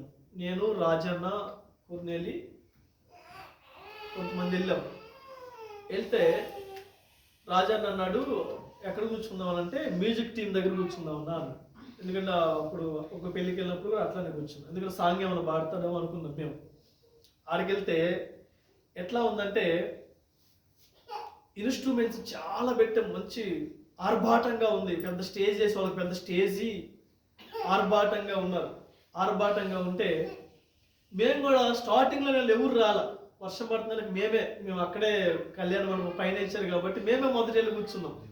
వీళ్ళు పాటలు పాడతారేమో, మంచిగా ఆలకిద్దాము, దేవుని స్తుతిద్దాము అని చెప్పి మేము వెళ్తే ఆ యొక్క తబలా కొట్టే వాళ్ళేమో ఒక రూట్లోకి వెళ్తున్నారు, ఒక ఊరు వెళ్తున్నారు. పియానో అది వాయించే వాళ్ళేమో ఒక రూట్లోకి వెళ్తున్నారు. పాడే అక్కేమో పాడుతూ ఉంటుంది. ఇటుకలు చూసి ఆపేసి ఇట్ట కాదు అనేది. ఇట్ట కాదు, వాళ్ళు గొడవలు ఆడుకుంటున్నారు. మాకేమో చిరాకు వస్తుంది. ఒక్క పాట 4 అక్కేమో వచ్చింది పాట పాడటానికి, వీళ్ళకేమో నాకు రాదంటారు.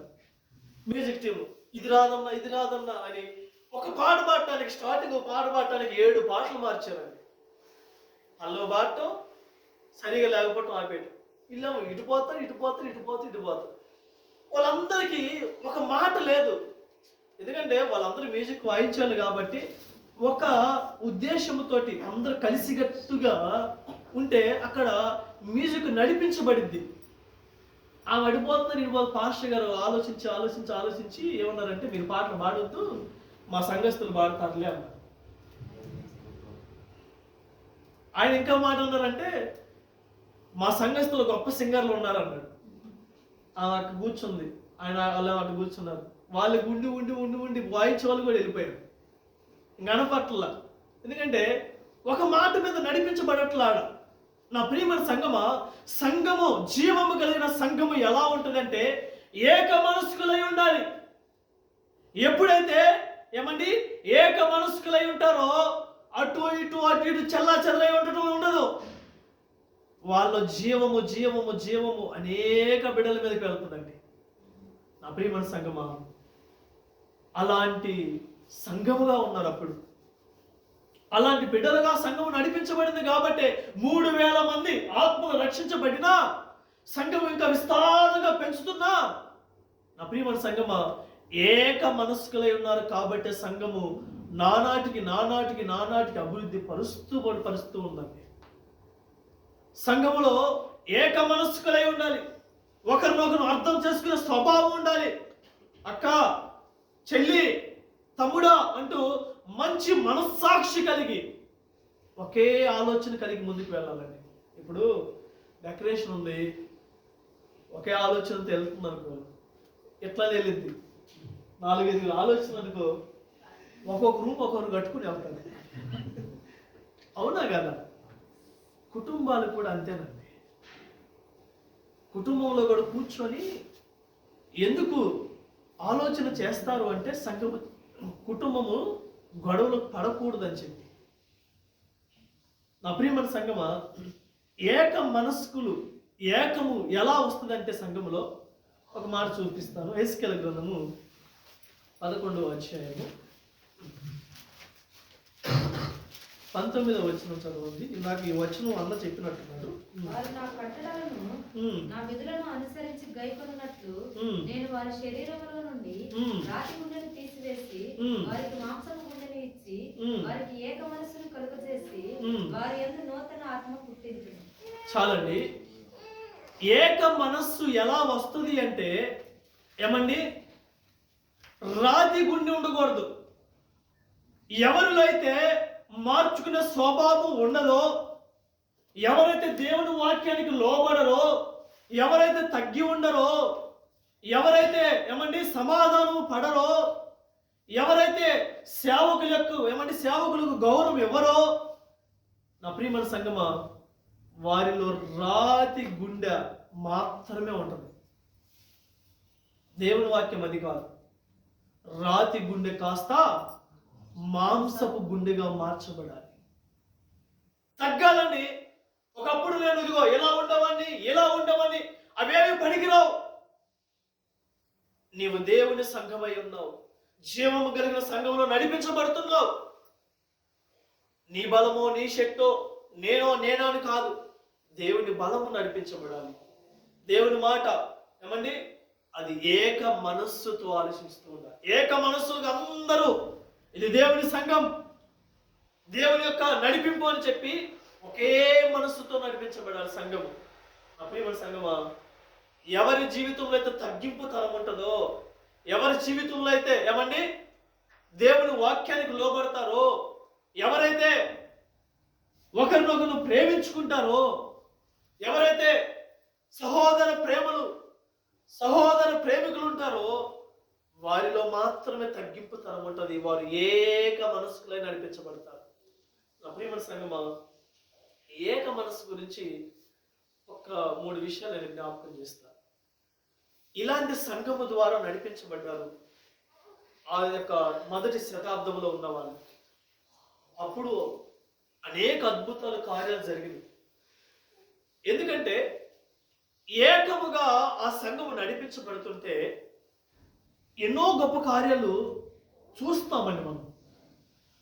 పేతురు గారిని చూసినట్టు, అందుకనే ఎక్కడ 2-3 కూడి నా నామమును ఏమండి వారి మధ్యన దేవుడు నిలబడి, నీవు మాట్లాడేది, నువ్వు ప్రార్థన చేసేది, నువ్వు ఆలకించేది మొత్తం దేవుడు ఆయన కార్యం జరిగించడానికి సిద్ధంగా ఉంటారు. అందుకని దేవుని వాక్యం సెలవిస్తుంది, వారు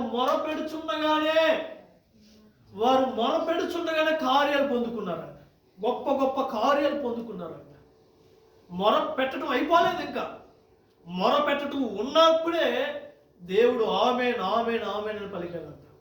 నా ప్రియమైన సంఘమా, ఎందుకంటే 10 రోజులు ఆ యొక్క అపోస్తులు 120 మంది వాళ్ళందరూ ఆ మేడగదిలో ఉండి రాత్రి మగలు నిద్ర లేదు, ఏమండి ఆహారం లేదు, ఏకంగా రోధిస్తున్నారు, ఏకంగా ప్రార్థన చేస్తున్నారు. వారి మీద అమాంతంగా దేవుని ఆత్మ ఏమండి పరిశుద్ధాత్మను ఒక్కొక్కరి మీద రాలియాడంట. వారందరూ ఆత్మతో నిండిపోయి దేవుని యొక్క ఆజ్ఞలతో, దేవుని యొక్క భాషలతోటి మాట్లాడుతూ, ఏమండి అనేక బిడ్డలకు అర్థమయ్యే భాషలతోటి మాట్లాడుతూ దేవుని సంఘాన్ని స్థాపించడానికి మొదటి మెట్టుగా అది ఉపయోగపడిందండి. ఎవరి బలము, ఎవరి యొక్క మనసు అనేది ఏక మనస్సుతో ప్రార్థన చేశారు వాళ్ళు. దేవుని ఆత్మతో నడిపించబడ్డారు. ఈ ఏక మనస్సుతో ఉంటే ఏం జరిగిందంటే అపోస్తల కార్యములు 1వ అధ్యాయము 14వ వచనం చదవండి. వీరందరూను వీరితో కూడా కొందరు స్త్రీలను యేసు తల్లి అయిన మరియయు ఆయన సహోదరులను ఏక మనసుతో ఎడతెగక ప్రార్థన చేయుచుండేది. చాలండి. ఎలా చేస్తున్నారంటే సంఘములో ఏమండి, ఎవరి ప్రార్థనలు వాళ్ళయా, ఎవరి ఉద్దేశాలు వాళ్ళయా కాదు. ఏక మనస్సుతోటి సంఘములో ప్రార్థన చేయడం నేర్చుకోవాలి. అది జీవము కలిగిన సంఘం. ఆది అపోస్తులు ఆ రకంగా ఏమండి సంఘానికి నేర్పించారు. ఈ రోజుల్లో దైవ సేవకులు కూడా విశ్వాసులకు ఏం నేర్పించాలంటే ఏక మనస్సుతో ప్రార్థన చేసే రకంగా ఉండాలి. ఏక మనస్సు. నా ప్రియమైన సంఘమా, ప్రార్థన చేస్తే అనేక అద్భుత కార్యాలు పొందుతున్నారు. రెండవదిగా 8వ అధ్యాయము అదే అపోస్తల కార్యములు, ఏక మనస్సు ఉంటే ఆ సంఘములు చేసి జరిగే కార్యాలు చూపిస్తాను. 8వ అధ్యాయము 5 నుండి 8 వచనాలు చదవండి. అప్పుడు ఫిలిప్పు సమరయ పట్టణం వరకు వెళ్ళి క్రీస్తును వారికి ప్రకటించుచుండెను. జనసమూహములు విని ఫిలిప్పు చేసిన సూచక క్రియలను చూచినందున అతను చెప్పిన మాటలయందు ఏక మనస్సుతో లక్ష్యముంచగా అనేకులను పట్టిన అపవిత్రాత్మలు పెద్ద కేకలు వేసి వారిని, ఇంకా చదువు, పక్షవాయువు గలవారును కుంటివారును అనేకులు స్వస్థత పొందిరి. అందుకు ఆ పట్టణంలో మిగుల సంతోషం. ఏం కలిగిందంట? సంతోషం కలిగింది. దేని ద్వారా? ఏక మనస్సుతోటి సంఘములో ఏం చేస్తున్నారు వాళ్ళు? వాక్యము వింటూ ఉన్నారండి. జీవము కలిగిన సంఘములో ఎలా ఉండాలి అంటే ఏక మనస్సుతో ప్రార్థన చేసేవారిగా ఉండాలి. గ్రూపులో ప్రార్థనలు పెడుతున్నారు. ఈ చిన్నోడికి ఏదైనా కష్టం వచ్చింది, ఏక మనస్సుతో ప్రార్థన చేస్తే దేవుడు కార్యం చేస్తాడు. ఈ చెల్లికి కష్టం వచ్చింది, ఇబ్బంది వచ్చింది, ఏమండి అనేక అవమానాలతో నిండి ఉన్నది. మన చెల్లికి ఇబ్బంది వచ్చిందని చెప్పి ఏమండి ప్రార్థన పురుకొల్పు సపోర్ట్ ఇచ్చే ఏక మనస్సులో లేపబడాలి. సంఘము ఏక మనస్సుతో ప్రార్థన చేస్తే దేవుడు ఖచ్చితంగా ఆలకించడానికి సిద్ధంగా ఉన్నారు. అంతేకాదు, సంఘమునకు జీవము కలిగిన సంఘములో ఏం జరిగిందంటే ఏక మనస్సుతో ఉంటే, ఏక మనస్సుతో వాక్యం అనేది వింటే, దైవ సేవకుల ద్వారా ఏమండి ఆ వాక్యము వినగలిగే ఏక మనస్సు ఉంటే దురాత్మలతో పట్టబడిన వాళ్ళు విడిపించబడతారంట. అనారోగ్యాలతో ఉన్న వాళ్ళు స్వస్థపరచబడతారంట. నా ప్రియమైన సంగమా, అది ఎప్పుడు వస్తుందంటే ఏక మనస్సు ఉంటేనే నువ్వు వాక్యం వినగలవు. నీకు ఏక మనస్సు లేదు. ఏక మనస్సు లేకుండా వచ్చావు, కూర్చున్నావు. ఆ మనస్సు లేనప్పుడు ఆ పక్కనున్న వాళ్ళు ఎందుకురా వినరా, ఫోన్ చూస్తావు ఎందుకురా, అటు దిక్కులు చూస్తావు ఎందుకురా, వాక్యం వినరా అంటే ఏమండి ఆ కార్యం జరిగిద్దా? జరగదు. ఎలా జరిగింది? నీ వస్తుంది ఎందుకు సంఘానికి? వాక్యము ద్వారా నేర్చుకొని వాక్యముతో కట్టబడి నీకున్న ఇబ్బంది, నీకున్న సమస్య, నీకున్న ఏమండి నీ పక్కన వాళ్ళకున్న ఇబ్బంది, ఇవేవి దేవుని వాక్యము ద్వారా ఏమండి విడుదల పొందుకోవాలండి. నా ప్రియమైన సంగమా, యేసుక్రీస్తు గారి యొక్క ప్రభావము ఆ 12 సంవత్సరాలు ఏమండి రక్తస్రావంతో ఉన్న స్త్రీ మీదకి వెళ్ళిందంట. మోషే గారి మీద ఉన్న ప్రభావము ఏమండి అనేక బిడ్డల మీదకి వెళ్ళినప్పుడు ఎంత గొప్ప కార్యాలు జరిగినాయి. నీవు వాక్యము ఏక మనస్సుతోటి నీవు వాక్యము వింటూ వింటూ ఉంటూ ఉండగానే నా ప్రియమైన సంగమా, నీ పక్కనున్న వాళ్ళు స్వస్థపరచబడతారండి. నీవు ఆసక్తి కలిగి ఉంటే అది జీవము కలిగిన సంఘములో ఏక మనస్సు ఉండాలి. సమయం ఎక్కువ అవుతుందా?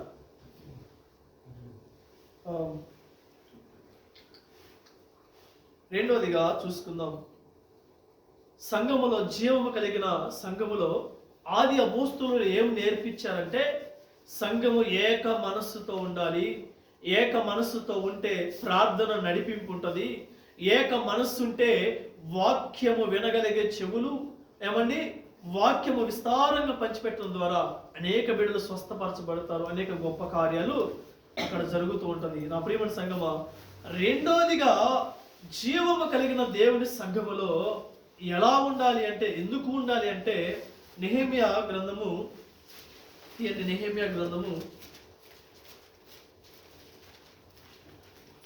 10వ అధ్యాయము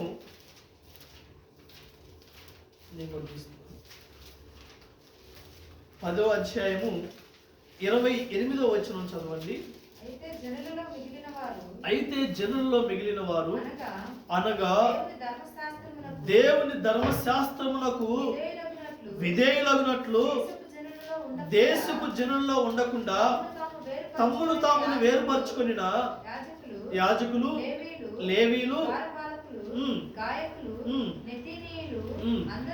అందరూ దేవుని ధర్మశాస్త్రం అనుసరించి నడుచుకొనుచు మన ప్రభువైన యెహోవా నిబంధనల కట్టడలను ఆచరించుదామని శపథముతో పూనుకొని ప్రమాణము చేయుటకు ఎందుకు కూడుకున్నారంట? దేవుని యొక్క నిబంధనలు నేను పాటిస్తానయ్యా, నీ మాటకు లోబడతానయ్యా, నీవే నా ప్రపంచము, నువ్వు చెప్పిన మాటకి నేను తూచాగా నడుచుకుంటానని చెప్పడానికి మందిరానికి రావాలండి. ఈ రాత్రి తీసుకున్న అంశం ఇదే. ఏంటంటే, ఈ రాత్రి నేను దేవునికి మాట ఇవ్వాలి. ఏ మాట ఇవ్వాలంటే, లోకస్తులకు నువ్వు వేరుగా ఉండాలి. ఏమండి, లోకస్తులకు నువ్వు వేరుగా ఉండాలి. దేవుని యొక్క ధర్మశాస్త్రము ఏదైతే ఇతరులను ప్రేమించమంటుందో, నిన్ను వల్ల నీ పొరుగుని ప్రేమించమంటుందో, నీ తల్లిని నీ తండ్రిని సన్మానించమంటుందో, దీనికి లోబడే బిడ్డగానే ఉండాలి. దేవుడు ఏం మాట్లాడుతున్నాడు? శపథం, అయ్యా నీకు మాట ఇస్తున్నాను, ఈ మాట నేను తప్పిపోనయ్యా. ఎవరైతే ఈ మాట ఇస్తారో దేవునికి, వారిలో జీవం ఉంటుందండి.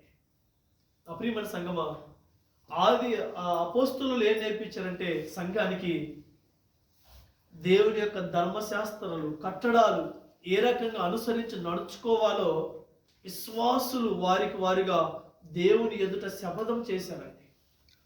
నువ్వు నేను చెప్పాలి, అయ్యా నీ మాటకు నేను లోబడి జీవిస్తానయ్యా. కొందరు మానుకున్నట్టు మందిరానికి నువ్వు మానుకోవద్దురా, వాడు కిటికీలెక్కి తిరుగుతున్నాడు, వాడికి నువ్వు ఎందుకు చోటిస్తున్నావు? నా మాట ఏంది? నా ధర్మశాస్త్రం ఇదేంది? నువ్వు 6 దినాలు కష్టపడ్డావు, నువ్వు 7 దినాలు నా మందిరంలో కనబడాలి కదా, నువ్వు నాకు మాట ఇవ్వాలి కదా, నా మాట ప్రకారం నేను నడుచుకుంటానని చెప్పి నువ్వు నాకు చెప్పాలి కదా. నాకు మాట ఇవ్వకుండా, నువ్వు నాకు కనబడకుండా నువ్వు అటు ఇటు లోకంలో తిరుగుతూ ఉంటే, లోకపు డబ్బుల మీద, లేకపోతే లోకపు ఆశల మీద, వ్యభిచార తలంతుల మీద, వీటి మీద నీ మనసంతా లోకపు ప్రేమల మీద పెట్టుకుంటే, నాకెప్పుడు మాట ఇస్తావు?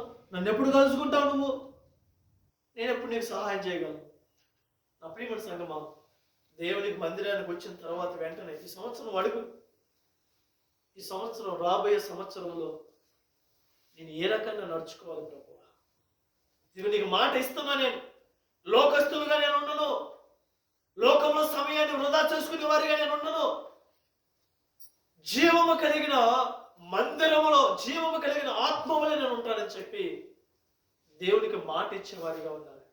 అందుకనే ఆది అపోస్తులు సంఘానికి ఏం నేర్పించారంటే, దేవుని యొక్క ధర్మశాస్త్రాన్ని, దేవుని మాటకి ఎలా నడుచుకోవాలో నేర్పించారండి.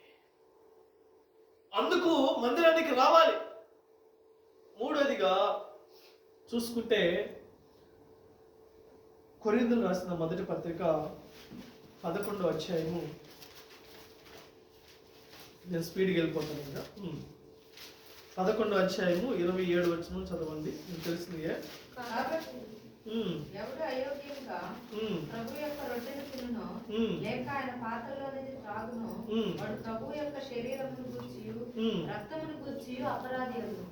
కాబట్టి ప్రతి మనుష్యుడును తన్ను తాను పరీక్షించుకొనవలెను. అలా చేసి ఆ రొట్టెను తిని ఆ పాత్రలోనిది త్రాగవలెను. ప్రభు శరీరం అని వివేచింపక తిని త్రాగువాడు తనకు శిక్షా విధి కలుగుటకే తిని త్రాగుచున్నాడు. ఇందువలననే మీలో అనేకులు బలహీనులను రోగులనై ఉన్నారు, చాలా మంది నిద్రించుచున్నారు. నా ప్రియమైన సంఘమా, జీవము కలిగిన సంఘములో ఎలా ఉండాలి అంటే ఏక మనస్సు కలిగి ఉండాలి. రెండోది, దేవుని యొక్క మాటకు విధేయత కలిగి జీవిస్తానని చెప్పి దేవునికి మాట ఇచ్చేవారిగా, దేవుని యొక్క ధర్మశాస్త్రాన్ని అనుసరించి నడుచుకునే వారిగా నీవు ఉండాలి. అప్పుడే నీలో జీవం ఉంటుందని దేవుని వాక్యం సెలవిస్తుంది. మూడోదిగా, రొట్టె విరుచుటలో ఏమండి, మీరందరూ రొట్టె విరుచుట కొరకు దేవుని మందిరంలో మనం ఉంటాం. రొట్టె విరచడానికి దేవుని జీవము కలిగిన దేవుని మందిరంలో మనం నడిపించబడుతున్నాం. ఈ రోజుల్లో చాలా మంది ఈ రొట్టె ఏమండి బల్ల యొద్దకు వచ్చే స్థితిలో ఎంత దారుణం వస్తున్నారంటే ఈ విషయాలు మనకు తెలియాలండి. ఎప్పుడైతే జీవము కోల్పోతున్నారో దీనికి ప్రధాన కారణం ఏంటంటే ప్రభు బల్ల యొద్దకు వచ్చేటప్పుడు భయము భక్తులు లేకుండా, భయం అనేది లేకుండా వస్తున్నారండి. ఎందుకంటే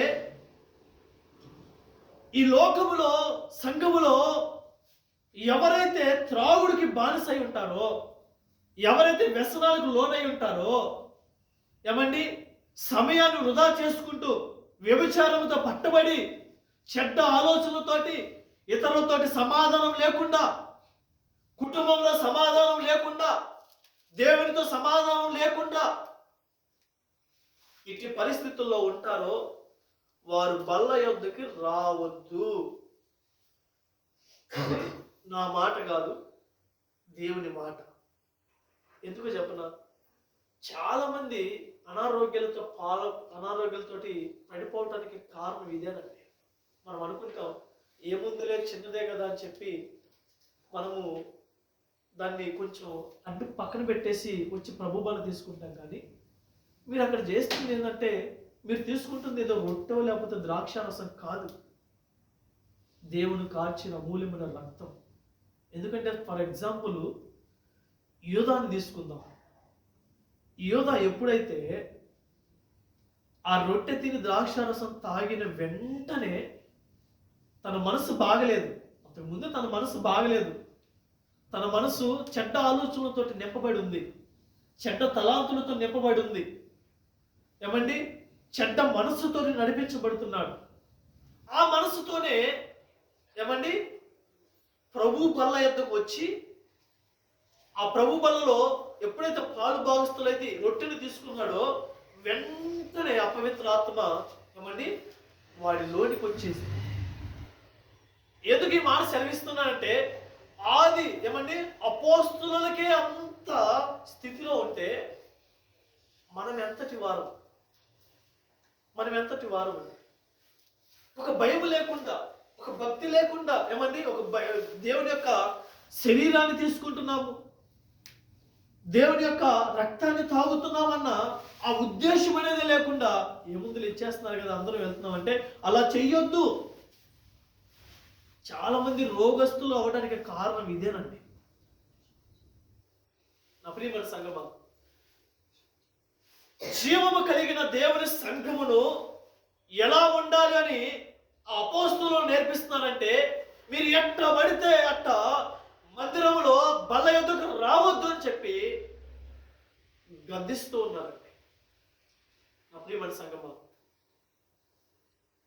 జీవము కలిగిన సంఘం ఎలా ఉంటది అంటే ఏక మనస్సుతో ఉంటుంది ఆ సంఘం.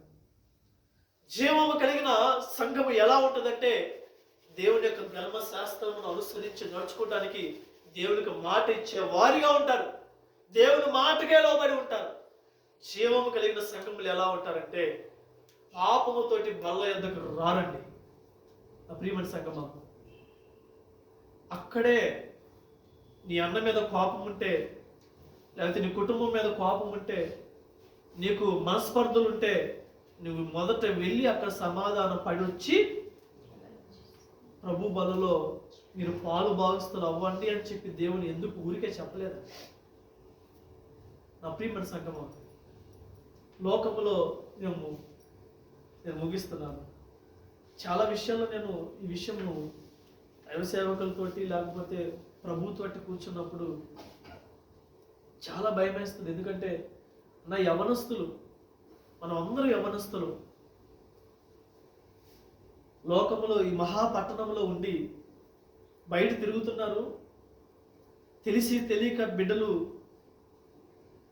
చేయరాని పాపములు, చేయరాని చూపులతో ఏదో ఒక రకంగా పడిపోతూ ఉంటారు. నేనైనా ఎవరైనా సరే అమాంతంగా వచ్చేసి బలిపీఠం ఎక్కేసి ప్రభు యొక్క పరిచర్యలో వాడబడుతున్నాము.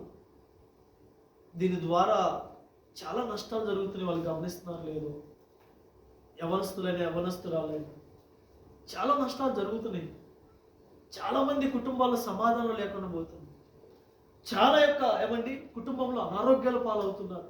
ఏదో వచ్చేసి మేమైనా వాక్య పరిచయం చేసేటప్పుడైనా కానీ ఏదో అప్పటికప్పుడు వచ్చేసి ఏదో చెప్పాలన్న ఉద్దేశం అప్పుడప్పుడు రాసుకుని ఆ ఉద్దేశం కూడా మేము చేయకూడదు. ఎందుకంటే నేను వాక్యము తీసుకున్నప్పుడు కూడా ఖచ్చితంగా ఉపవాసం ఉండి కొన్ని నెలల నుండి ధ్యానించుకుంటూ దేవుడిచ్చిన మాటలను తీసుకునే రకంగా ఉండాలి. ఈరోజు భీమరావు అనుకుంటా లేరు అనుకుంటా, డెకరేషన్కి వస్తానని మాట ఇచ్చాను.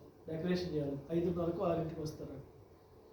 నేను ఆఫీస్లో ఉన్నప్పుడు ఈరోజు సాయంకాలం దేవునికి, ఎందుకంటే శుక్రవారం ఖచ్చితంగా సాయం పూట దేవునితో గడిపేది. నాకు ఇంకేది ముఖ్యం కాదు. నాకు ఆ రోజు కుటుంబం కూడా నాకు సపోర్ట్ చేస్తుంది. ఎందుకంటే నా భార్య నాకు రూమ్ ఇచ్చేసి నా పిల్లలను కూడా వాళ్ళే చూసుకుంటూ నా దగ్గర డిస్టర్బ్ చేయరు. అదంతా దేవుడికి ఇవ్వవలసిన సమయం. దానిలో నా సొంత పనులు చేసుకోకూడదు.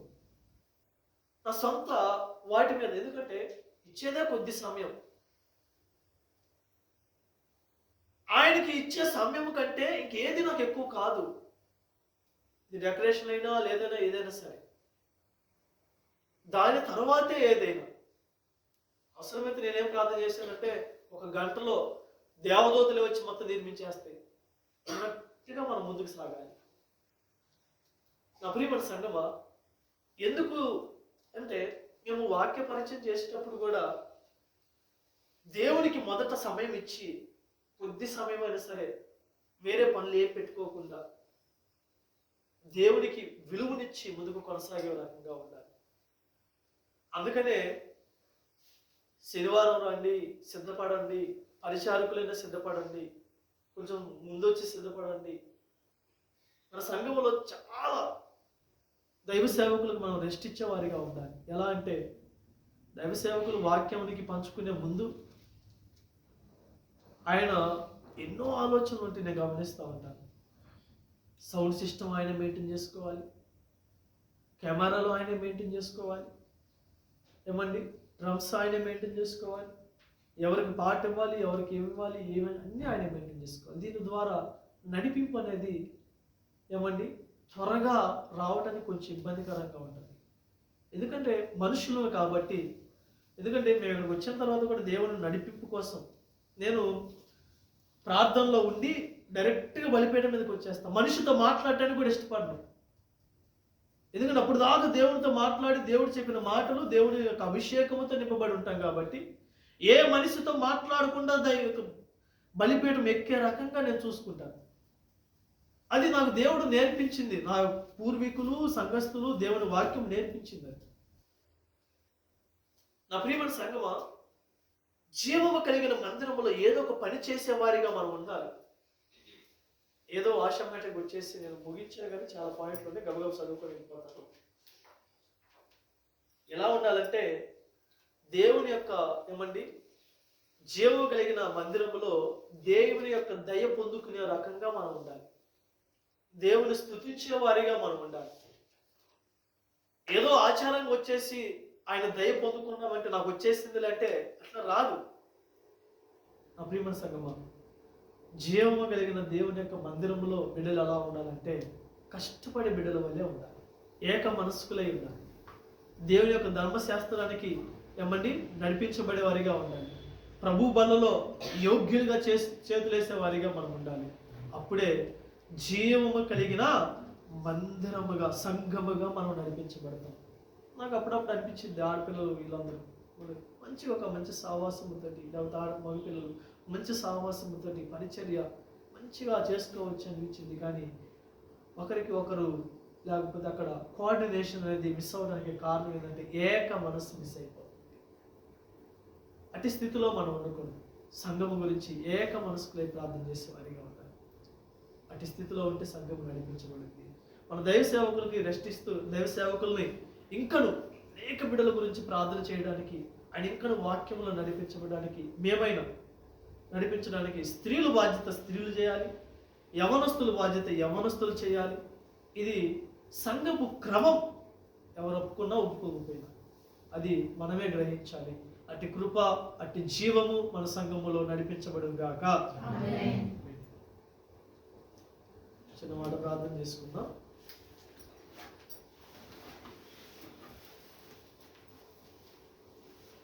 పరిశుద్ధుడా, పరిశుద్ధుడా, పరిశుద్ధుడా, ప్రేమ నమ్మకమైన మా తండ్రి, దయగలిగిన మా యేసయ్య, ఉన్నతమైన మా తండ్రి, నీకు వందనాలు, స్తుతి, స్తోత్రాలు.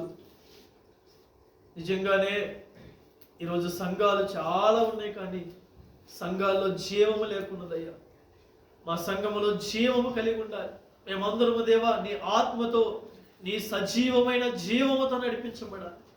అట్టి కృపా బలాన్ని మా అందరికీ దయచేయండి అయ్యా. కృప దయచేయండి. సహకారులుగా మేము ఉండాలి అయా. ఇదిగోనైనా విశ్వాసములో అయా ముందుకు కొనసాగుతూ ఉండాలి. పరిశుద్ధాత్మలో నింపబడుతూ ఉండాలి.